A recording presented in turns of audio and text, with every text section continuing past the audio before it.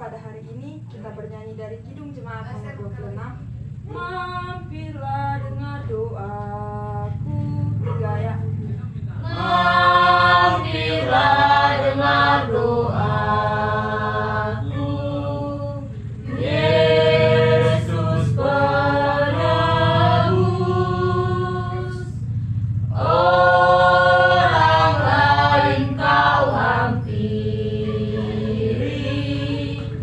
jangan jalan terus. Yesus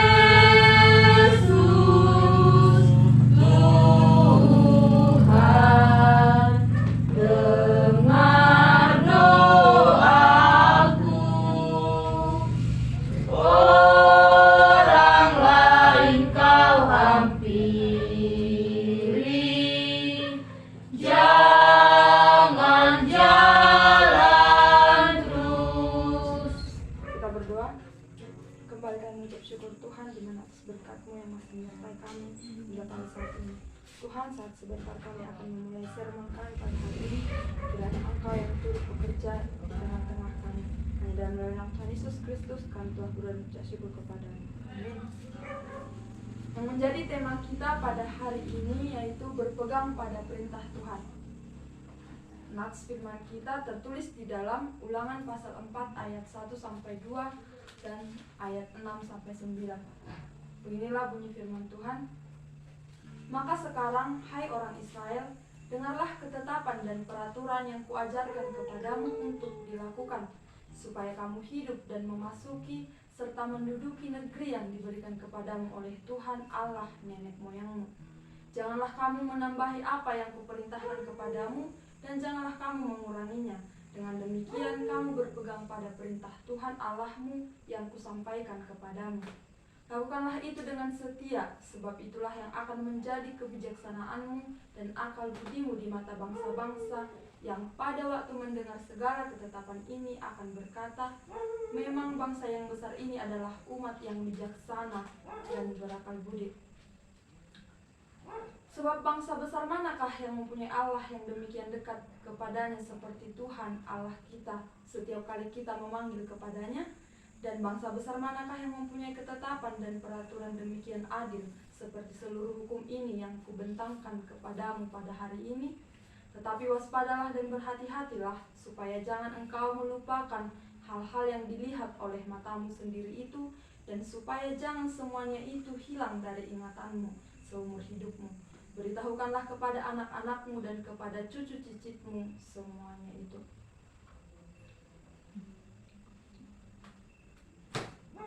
Kitab ini adalah pengulangan dari banyak sejarah maupun hukum-hukum yang termuat dalam ketiga kitab sebelumnya. Pengulangan itu disampaikan Musa kepada Israel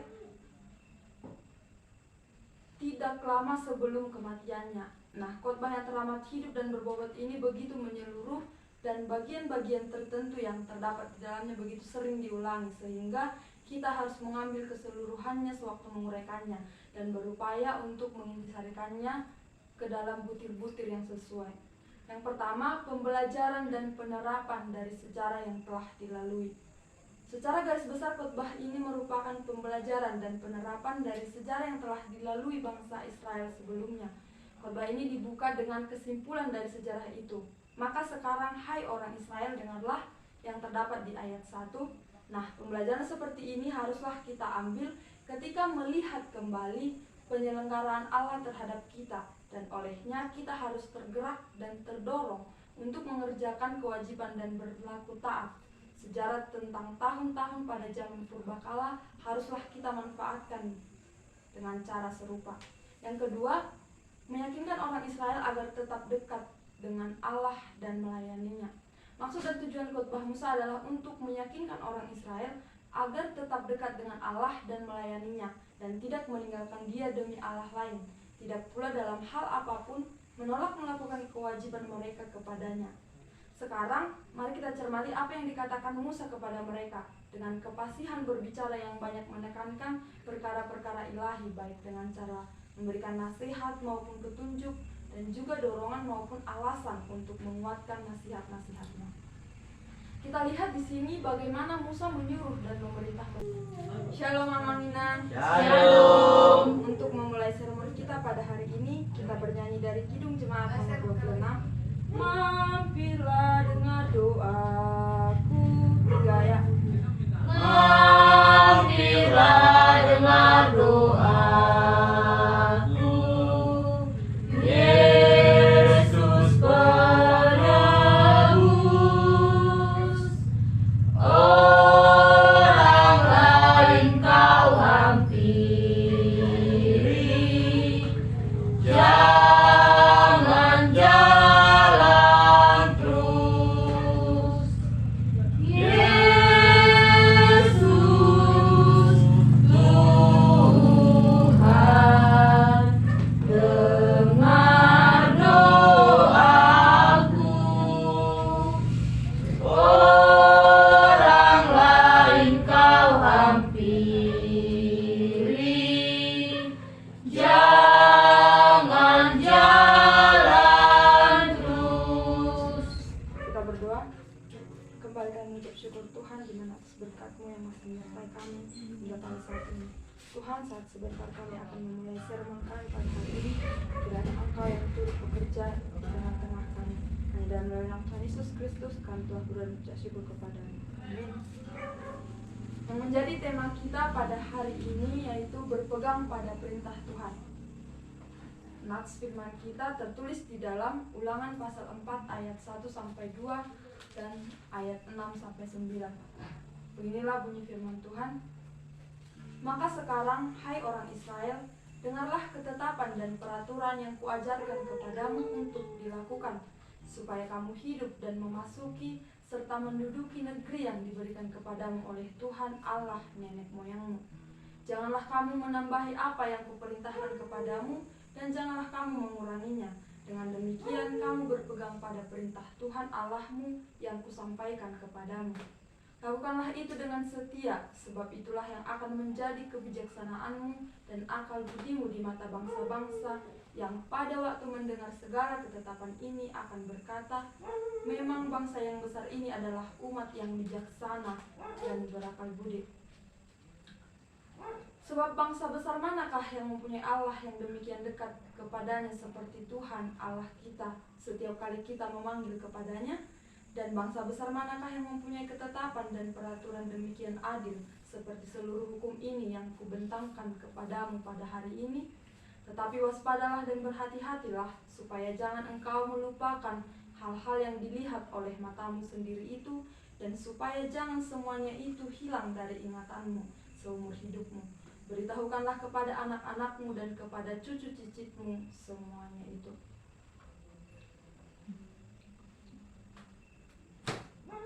Kitab ini adalah pengulangan dari banyak sejarah maupun hukum-hukum yang termuat dalam ketiga kitab sebelumnya.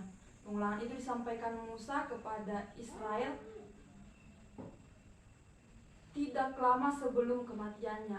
Nah, khotbah yang teramat hidup dan berbobot ini begitu menyeluruh dan bagian-bagian tertentu yang terdapat di dalamnya begitu sering diulangi sehingga kita harus mengambil keseluruhannya sewaktu menguraikannya dan berupaya untuk mengintisarikannya ke dalam butir-butir yang sesuai. Yang pertama, pembelajaran dan penerapan dari sejarah yang telah dilalui. Secara garis besar khotbah ini merupakan pembelajaran dan penerapan dari sejarah yang telah dilalui bangsa Israel sebelumnya. Khotbah ini dibuka dengan kesimpulan dari sejarah itu. Maka sekarang, hai orang Israel, dengarlah yang terdapat di ayat 1. Nah, pembelajaran seperti ini haruslah kita ambil ketika melihat kembali penyelenggaraan Allah terhadap kita, dan olehnya kita harus tergerak dan terdorong untuk mengerjakan kewajiban dan berlaku taat. Sejarah tentang tahun-tahun pada zaman purbakala haruslah kita manfaatkan dengan cara serupa. Yang kedua, meyakinkan orang Israel agar tetap dekat dengan Allah dan melayaninya. Maksud dan tujuan khotbah Musa adalah untuk meyakinkan orang Israel agar tetap dekat dengan Allah dan melayaninya dan tidak meninggalkan Dia demi Allah lain. Tidak pula dalam hal apapun menolak melakukan kewajiban mereka kepadanya. Sekarang, mari kita cermati apa yang dikatakan Musa kepada mereka dengan kefasihan berbicara yang banyak menekankan perkara-perkara ilahi, baik dengan cara memberikan nasihat maupun petunjuk, dan juga dorongan maupun alasan untuk menguatkan nasihat-nasihatnya.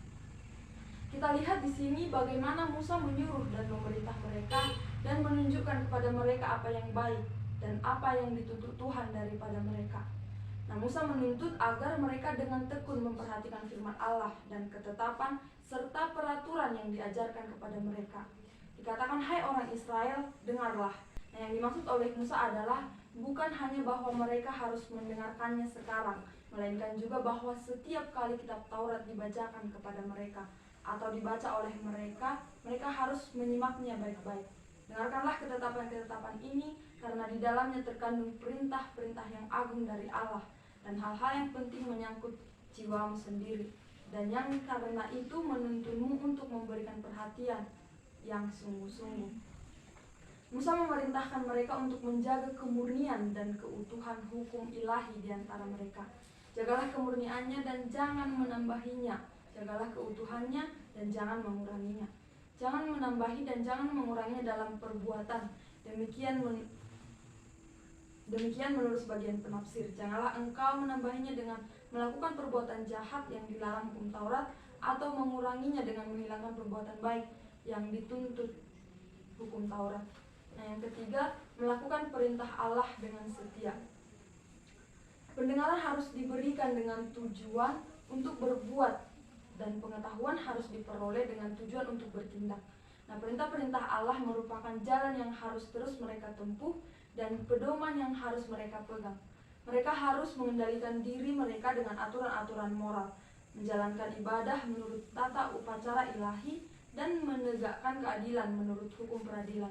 Musa menutup khotbahnya dengan mengulangi amanat ini, berpeganglah pada ketetapan dan perintahnya yang kusampaikan kepadamu. Untuk apa hukum diciptakan kalau bukan untuk dilaksanakan dan dipatuhi? Yang keempat, yaitu hak istimewa untuk berbicara dengan Allah.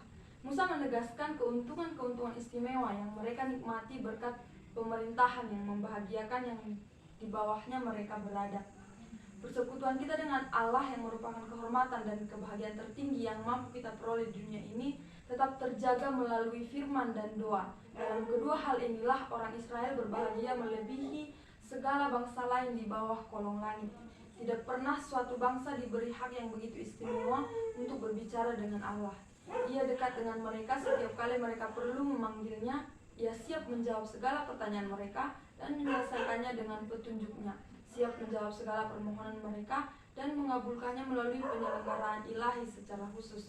Ketika mereka berteriak kepada Allah untuk meminta roti, meminta air, meminta kesembuhan, mereka mendapatinya dekat dengan mereka untuk menolong dan melegakan mereka. Penolong yang sangat terbukti dan berada di tengah-tengah mereka. Telinganya terbuka untuk mendengarkan doa-doa mereka. Inilah ciri Israel adalah kepunyaan Allah, bahwa dalam segala kesempatan mereka berseru kepadanya, dan dalam segala hal mereka memberitahukan permohonan mereka kepada Allah.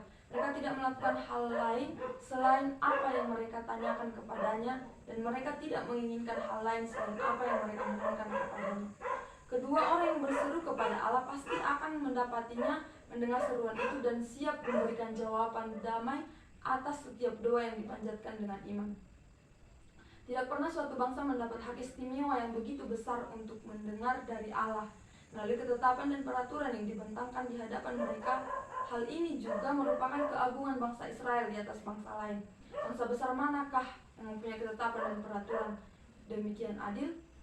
Pertama, bahwa semua ketetapan dan peraturan dari hukum ilahi ini adil dan benar secara tak terhingga, melampaui ketetapan dan peraturan bangsa-bangsa lain. Hukum Allah jauh lebih unggul daripada hukum bangsa-bangsa. Tidak ada hukum yang begitu sesuai dengan keadilan yang hakiki dan pemikiran akal budi yang tidak berat sebelah, yang begitu selaras dengan dirinya sendiri dalam semua bagiannya, dan begitu bermanfaat bagi kesejahteraan dan kepentingan umat manusia seperti hukum kitab suci. Kedua, dibentangkannya segala ketetapan dan peraturan ini di hadapan umat Israel merupakan kebesaran yang sejati dan jauh mengatasi segala sesuatu bagi bangsa atau umat manapun. Suatu kehormatan bagi kita bahwa kita memiliki Alkitab yang dijunjung tinggi dan berkuasa di tengah-tengah kita. Hal ini merupakan bukti bahwa Sebuah bangsa mendapat perkenanan yang sangat besar dari Allah dan merupakan sarana untuk membuat bangsa itu terpandang di antara bangsa-bangsa lain. Orang-orang yang mengagungkan hukum Allah akan diagungkan oleh hukum itu. Yang kelima, kita diajak untuk waspada dan berhati-hati. Orang yang ingin taat beragama harus sangat berhati-hati dan memperhatikan dengan seksama bagaimana mereka hidup. Mengingat betapa banyaknya godaan yang melingkupi kita dan betapa bobroknya kecondongan yang ada dalam hati kita, kita sangat perlu waspada terhadap segala sesuatu yang ada di sekitar kita dan menjaga hati kita dengan seawas mungkin. Orang yang berjalan dengan ceroboh dan sembarangan tidak dapat berjalan dengan benar. Musa memerintahkan mereka secara khusus untuk berjaga-jaga terhadap dosa penyembahan berhala. Dari semua dosa lain, dosa inilah yang paling menggoda mereka oleh karena kebiasaan bangsa-bangsa lain. Dosa yang paling membuat mereka kecanduan oleh karena kebusukan hati mereka, dan dosa yang paling menyulut murka Allah serta membawa dampak-dampak yang paling merugikan bagi diri mereka sendiri. Musa memerintahkan mereka untuk mengajari anak-anak mereka melaksanakan hukum-hukum Allah. Beritahukanlah kepada anak-anakmu dan kepada cucu cicitmu semuanya itu, sehingga mereka mengajarkan demikian kepada anak-anak mereka. Harus diberikan perhatian secara umum untuk menjaga warisan agama di antara mereka dan untuk meneruskan pengetahuan tentang Allah dan penyembahan terhadapnya kepada keturunan yang akan datang. Sebab kerajaan Allah di dalam Israel dirancang untuk berlangsung selama-lamanya, kalau saja mereka tidak kehilangan hak istimewa itu karena perbuatan mereka sendiri. Para orang tua haruslah supaya semuanya ini terjadi, memberi perhatian secara khusus untuk mengajari anak-anak mereka takut akan Allah dan untuk mendidik mereka dalam menjalankan semua perintahnya.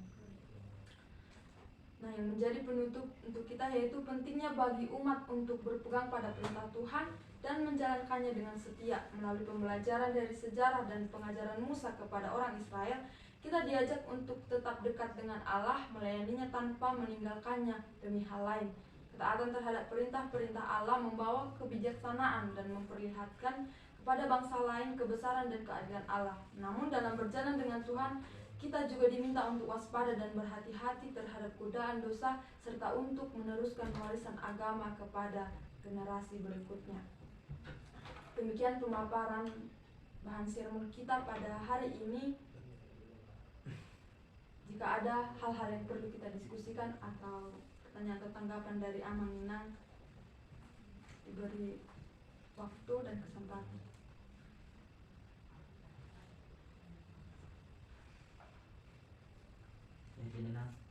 Silakan Amang Gibson. Bagaimana kita sebagai umat Allah dapat belajar dan menerapkan pelajaran dari sejarah Israel yang disampaikan melalui khotbah ini? Baik, kita sudah mendengarkan pemaparan dari bahan sermon kita tadi, yaitu sejarah umat Israel. Nah, bagaimana kita belajar dan menerapkannya? Kita sebagai umat Allah harus dapat belajar dan menerapkan pelajaran dari sejarah Israel ini dengan mendengarkan dengan tekun, menjaga kemurnian dan keutuhan hukum ilahi, melakukan perintah Allah dengan setia, menghargai hak istimewa untuk berbicara dengan Allah melalui firman dan doa, bersikap waspada dan berhati-hati terhadap godaan dosa, serta meneruskan pengetahuan tentang Allah kepada generasi berikutnya. Bagaimana dengan Amang Gibson? Baik, makasih. Baik, demikian sermon kita untuk hari ini. Untuk menutup sermon kita berdoa. Kami mengucap syukur Tuhan di malam penyertaan-Mu kami telah selesai melakukan sermon pada hari ini. Kiranya melalui sermon ini kami dapat menyampaikan kepada jemaat bagaimana kami dapat berpegang teguh kepada setiap perintah-perintah-Mu. Nah, dan melalui Tuhan Yesus Kristus kami telah berucap syukur kepada-Mu. Amin.